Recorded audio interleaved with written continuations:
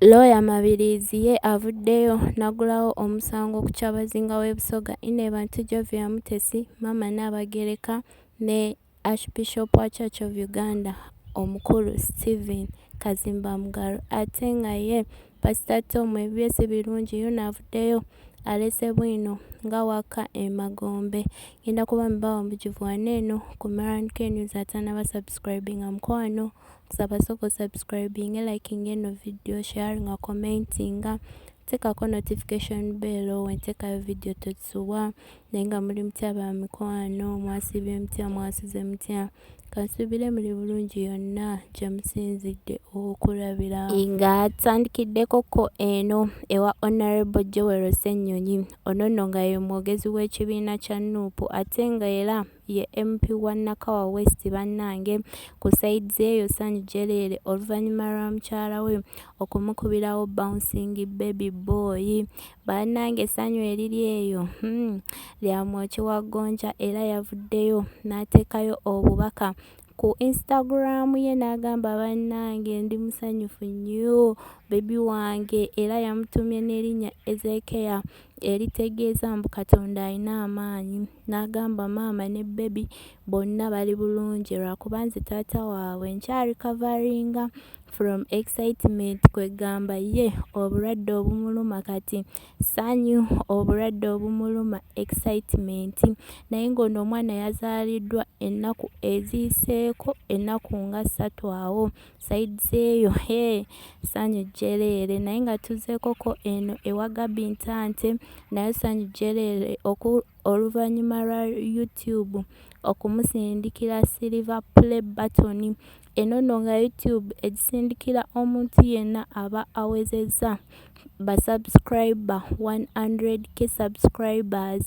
ng'ebayozaayoza bannange si kyangu okuweza 100k subscribers so ozifuna YouTube ekusindikira eyo play button gy'omulaba gyakutte awo mu kifaananyi era yavuddeyo n'ateekayo obubaka bannange nga musanyufu bitya nga musanyufu olw'okutuuka kw'obwo obuwanguzi nga tuzeekoko eno ewa Eddie Kenzo yavuddeyo n'ayogera ku ebyo ebigambo ebibadde bitambula wakati we ne Lydia Jasmine birudde ebbanga nga bitambula naye mabega kakaawo wabaddewo ebigambo ebibadde bitambula mbu Lydia Jasmine ne Kalo Nantongo tebakyakwatagana ate nga babadde ba mikwano nnyo ng'era kigamba ekibatabula ye Eddie Kenzo buno bonna Eddie Kenzo abaagala mbwera kyekyabaviiriddeko okutabuka naye nga ebya Eddie Kenzo ne Lydia Jasmine byo birudde nga bijja bitambula era ng'abantu bagamba Lydia Jasmine ye yalemesa obufumbo bwa Eddie Kenzo ne Rema Namakula mbwe era yagendanga esseguku ne yeebaka mu buliri bwa Rema naye Eddie Kenzo yavuddeyo n'agamba bannange ebyo byonna bigambo by'abantu Lydia Jasmine bamuwaayiriza ekisooka ne sseguku tamanyiiyo ne w'omuwa obukadde bumeka akutwaleyo mukazi wattu tamanyiiyo naye kasooke mbateereko kaneeno ka voice note mukawulireko nga Eddie Kenzo abyoyogerera mu maaso awo tukomewo ne Lawyer Mabirizi ate mulowooza tawawaabidde KYABAZINGA w'e Busoga mu mbuga z'amateeka ne Maama Nagenda Inebantu Jovial Mutesi ne Archbishop Kazimba Mugalu naye kasooke mbateereko kaneeno ka voice note ka Eddie Kenzo tukomewo mu maaso awo miliyoni kakati olyokera ku makya n'agamba mbu simanyi Lydia yeebaka mu buliri bwa Rema ne bw'omuwa miliyoni 10 n'omugamba akutwala esseguku tamanyiiyo talinyanga nayo ate nga yagendayo talinyayo talinyanga simanyi ate awo oba obuliri bwali bwawa batwalina amakameka naye ebyo bibaawo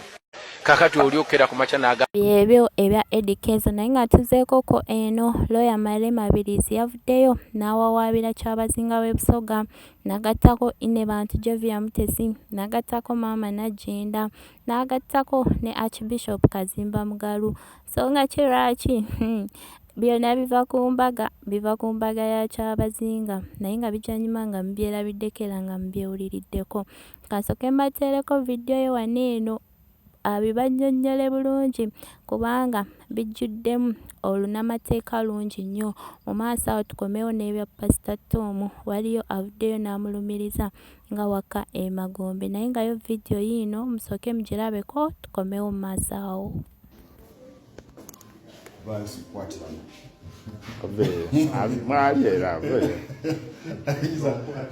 Yiza okukwatira mu vidiyo newaganiriza yibudde sikimu y'abalooya ekitegeeza obadde omaze ogisetinga tenaba kweri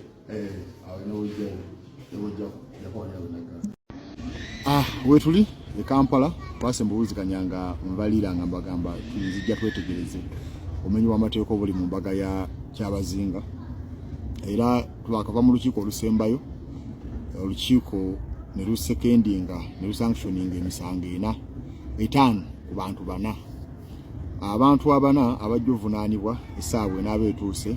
kuliko KYABAZINGA yennyini bwe baposi Nadiope, kuliko omuwala Lovia Muteso y'omukazi, kuliko Kazimba Mugalu,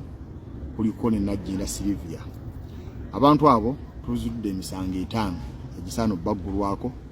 Okusookera ddala baguyita fictitious marriage, gukontana n'akawaayira na 8 aka Marriage Act, nti oli wajja n'akola obufumbo ng'akimanyi nti bwakimpatira naye n'alimba abalala nti butuufu asibwa emyaka 5.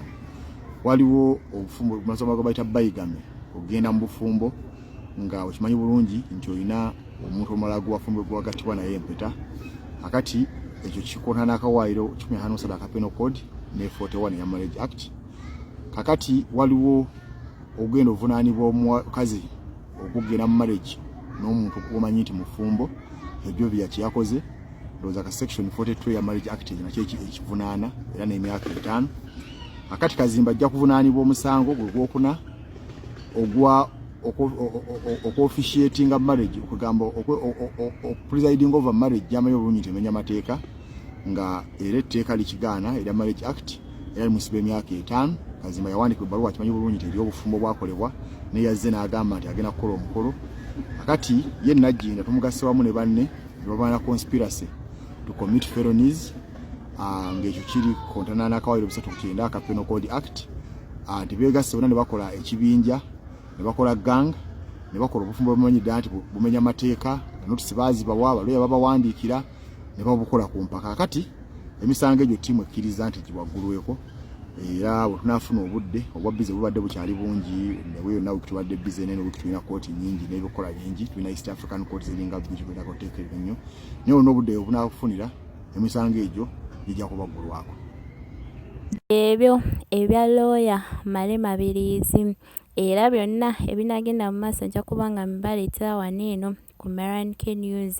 Naye nga tuzeekoko eno ewa Pastor Tom, waliwo omwami yavuddeyo awo n'amulumiriza bannange Pastor Tom nga wagenda emagombe, Pastor Tom musamize, Pastor Tom mufere, n'agamba mu abalokole omuntu wayogera ku Pastor Tom bannange kye mukola, Pastor Tom alinganga ye Katonda wammwe, naye nze sijja kutya kwogera, ngenda kwogera amazima. N'anyumya naawo nga we yagendayo n'amwatulira ne bamukwata ne bamukuba emiggo ne bamutwala mu buwalwawo oluzzi olwaliwawo ne bamusuula eyo, naye omwoyo omutukuvu n'amugamba ddayo. Bannange ayogedde ebintu bingi nnyo naye nga gwe atamanyi Pastor Tom. Pastor Tom ye pastor wa Mutunde Christian Fellowship era nga ye nannyini MCF Radio yoyo Pastor Tom. Naye bino eno bijja nyuma nga mubyerabiddeko era nga mubyewuliriddeko. Omwami ono kambeere nga mubalekerako mubyewulirireko ng'abinnyonnyola.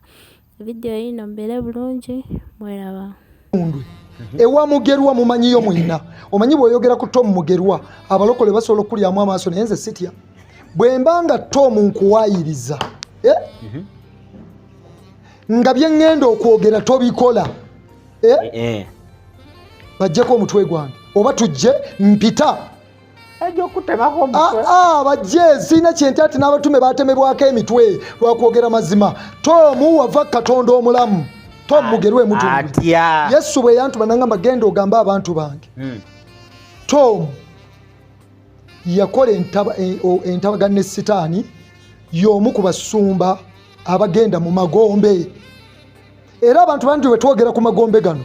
bagamba amagombe kyekinja gannyonnyola bagenda bata waliyo ekibuuzo era natuuka ewa Tom ne mugamba wava Katonda oweereza sitaani ok'emagombe atya bwe bakola emagombe oba oyagala kutegeerayo bulungi Tom olwaliro bw'omutunula ono ng'abadde aweereza bw'ataba Mwoyo Omutukuvu nga yakubikkulidde nti Tom musamize tosobola kutegeera musamize Yesu Kristo yambulira ne mwolesebwa n'amasabo kubanga natuuka emutundwe bwe ntuukayo natuula bwe nti Yesu nga ntuula mu katebe kamu maaso bwe natuula bwe nti ngenda okuwulira ng'omwoyo gwange gunvaamu era natuula bwe nti ndowooza baze nenzibiriza namu kati gwe kyenjogero kibeerayiko mu nsi y'omwoyo ng'omwoyo gwange gusikibwa katono nkutuke naye oluvannyuma ennyo